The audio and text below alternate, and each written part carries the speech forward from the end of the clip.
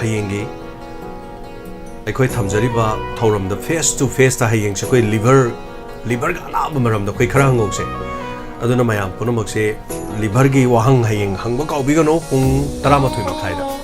Dr. Surajkumar lingsin midro hayeng na bigan hangsit na smile aikoi mayam khomiri ko chahau ga to ba haira degi achar ke ki mam se madu khakta na tana entrepreneur masu ori ba haiba tare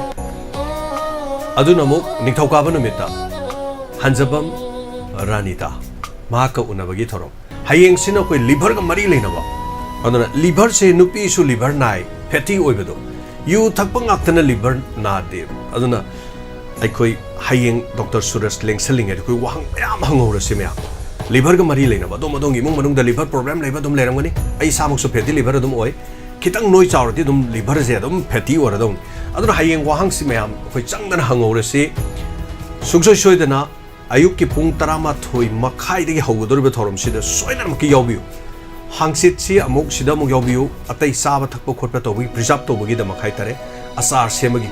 ade haining ga ji asar sema khajan thamye haiku ga ji khoi asar kana sema thamye masini khoina thamjari program sing ngasigi dong tadi matang sida pungning warol thorom loisinjare ngasigi thorom da mideng tabiri ba yawbiri ba pomna mapui kai khumnajari mapong phanbi bagi damak punamapu khurumjari Section view, take care.